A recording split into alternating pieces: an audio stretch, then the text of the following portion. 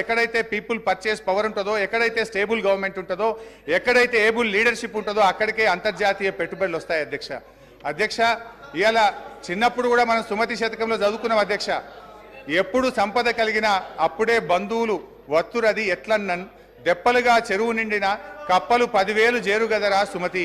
సంపద వసతులున్న చోటికే కంపెనీలు వస్తాయి, ఉద్యోగ ఉపాధి అవకాశాలు వస్తాయి అధ్యక్ష.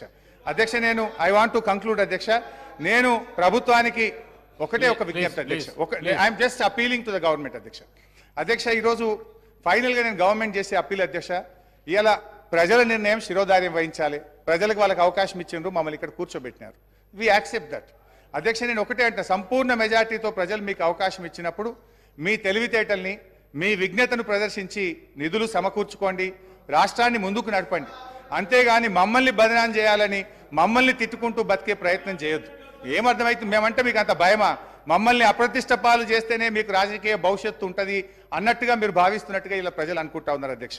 అధ్యక్ష, మేము మంచినీళ్ళ సమస్య ఇచ్చినాం, ప్రతి బస్తీకి నీళ్ళు ఇచ్చినాం, ప్రతి గ్రామానికి ఇచ్చినాం. మీరు 24 గంటలు మంచినీళ్ళు ఇచ్చి మాకంటే మంచి పేరు తెచ్చుకోండి, శబాష్ అనిపించుకోండి, మేము వద్దంటామా? వి అప్రిషియేట్ అధ్యక్ష. మేము కరెంట్ సరఫరా చేసినాం, నాణ్యమైన కరెంట్ ఇచ్చినాం అధ్యక్ష. మీరు ఇలా ప్రజలకు ఉచిత విద్యుత్ ఇస్తామన్నారు. 90 లక్షల తెల్ల రేషన్ కార్డుదారులకు 200 యూనిట్ల ఉచిత విద్యుత్ కోతలు లేకుండా అందించి ప్రజలకు ఇచ్చిన మాట నిలబెట్టుకునే ప్రయత్నం చేయండి. ఇలా గ్యాస్ సిలిండర్ ఇస్తామన్నారు.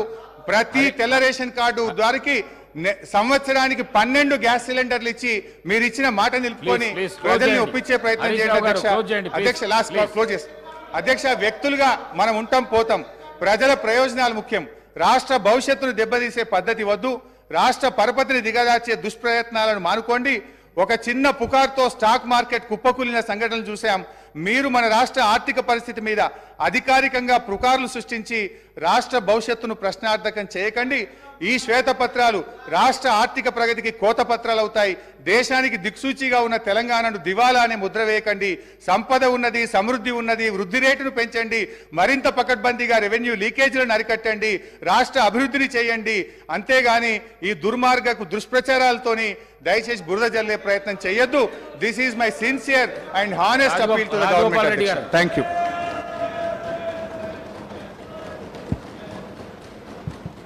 అధ్యక్ష, అబ్బా అదే అధ్యక్ష అధ్యక్ష అధ్యక్ష కూర్చోండి చెప్తాను అధ్యక్ష. మన హరీష్ రావు గారికి గంట సమయం ఇచ్చినా కానీ హరీష్ రావు గారికి గంట సమయం ఇచ్చినా కానీ సమయం సరిపోలేదని అంటున్నారు అధ్యక్ష. సార్ కూర్చో సార్. హరీష్ రావు గారు హరీష్ రావు గారికి గంట సమయం ఇచ్చినా ఆయన తృప్తిగా లేరు అధ్యక్ష. ఎందుకంటే వాళ్లకు మన ఊర్లలో ఏమంటారు అధ్యక్ష, మేనమామ సాలు వచ్చిందంట అధ్యక్ష. అంటే ఆయనకు మాటలు చెప్పడంలా, అబద్ధాలను నిజం మాట్లాడట్లా. ఆ కేసీఆర్ గారి ట్రైనింగ్ మాత్రం కేసీఆర్ కుటుంబ సభ్యులకు మేనల్లునికి మాత్రం చాలా పోలికలు వచ్చినాయి అధ్యక్ష. ఇంత సమయం ఇచ్చిన తర్వాత కూడా మరి గవర్నమెంట్ని ఇట్లా మాట్లాడడం అంటే ఏంది అధ్యక్ష ఇదంతా? అధ్యక్ష, నేను ఎందుకు చెప్తున్నా అంటే మన వ్యక్తిగతంగా నా పేరు తీసుకుంటే అధ్యక్ష, వ్యక్తిగతంగా నన్ను ఏమన్నాడు, నేను ప్రసంగానికి అడ్డు తగులితే ఏమన్నాడు, నువ్వు ఎంత మొత్తుకున్నా నీకు మంత్రి పదవి రాదు అని అన్నాడు అధ్యక్ష. సభా సాక్షిగా మైక్లో ఏమన్నాడు, నేను అడ్డుకుంటుంటే నువ్వు లేచి నిలబడితే మంత్రి పదవి రాదు, కూర్చో అన్నాడు అధ్యక్ష. అన్నాడు. నేనేమంటున్నా, నువ్వెన్నేళ్ళు కష్టపడ్డ తర్వాతే కష్టపడ్డ హరీష్ రావు గారు కేసీఆర్ తర్వాత కేటీఆర్ అవుతారు, కానీ నీకు మోసం జరుగుతుంది, కానీ వాళ్ళు ఏం చేయరు నీకు. నువ్వు మాత్రం ఎంత కష్టపడ్డా నిన్ను వాళ్ళు నీకు తండ్రి కొడుకు